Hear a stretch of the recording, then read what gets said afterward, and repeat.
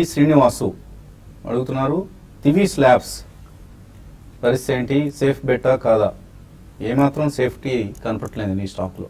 మొన్నటిదాకా చాలా మంచి వాళ్ళు, ఉత్తములు, అగ్రగణ్యులు, best entrepreneurs from the state, అది ఇదని అనుకునేవాళ్ళు మనం. వీళ్ళు ఇంత ఫాల్సిఫైడ్ డేటా ఇస్తారు, ఇంత దరిద్ర పనులు చేస్తారు. సత్యం తర్వాత మరొక స్కామ్ లాంటిది ఇది.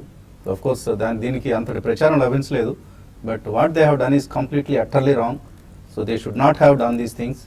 బట్ ఎటువంటి కామెంట్ చేస్తారు? యా, క్యావియేట్ నేను లాస్ట్ 3-4 days నుంచి కూడా అడిగారండి. I been holding the stock for quite some time.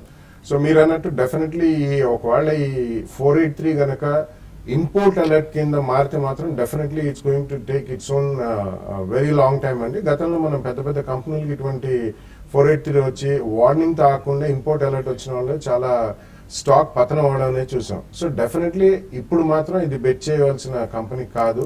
ఇది కంప్లీట్ క్లారిటీ బయటకు వచ్చి వాళ్ళు ఏమన్నా కంప్లీట్ రిఫార్మేటరీ చర్చలు తీసుకుని దాన్ని కంప్లీట్లీ క్లీన్అప్ చేసుకుంటే act, then you can go head అండి. ఈ లోపల స్వల్పంగా పెరిగినా పెరగచ్చు.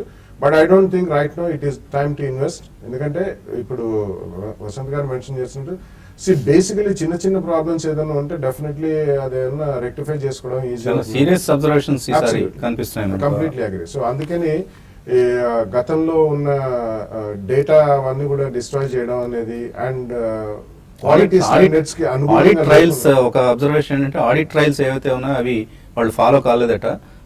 సమ్ 60 ఎక్విప్మెంట్ సంబంధించి వాటిని just before inspection audit trials లో దూర్చారు. అండ్ కొద్దిగా ఫాల్సిఫికేషన్ ఆఫ్ డేటా, తర్వాత డిస్ట్రక్షన్ ఆఫ్ ఎర్స్ట్వైల్ ఇవి కూడా మనకి కనిపించండి. So this is a very serious issue అండి. Definitely if you want to be in అందులో pharmaceuticals is a very sensitive area అండి. And you are dealing with people's lives across the world. So definitely right now this is not the time to invest. Stay away from the stock. Complete clarification వచ్చి వాళ్ళు rectify చేసి USFD వాళ్ళు reinspection చేసి go ahead, you can do things rightly from this facility అన్నప్పుడే we can think of it. So Divis Murali అంటే almost ఫార్మాలో ఒక one of the very well reputed పర్సనాలిటీగా ట్రీట్ చేసే మనిషిని మనం ఇట్లా చేస్తారు, ఆ కంపెనీ మేనేజ్మెంట్ ఇలాంటి పనికి పూనుకుంటుందని ఎవరు ఊహించలేం. అట్లీస్ట్ ఇప్పటికైనా వాళ్ళకి సద్బుద్ధిని ఆ భగవంతుడు ప్రసాదించాలని కోరుకుందాం. అండ్ పక్కనే వస్తుంది మీకు వివేకం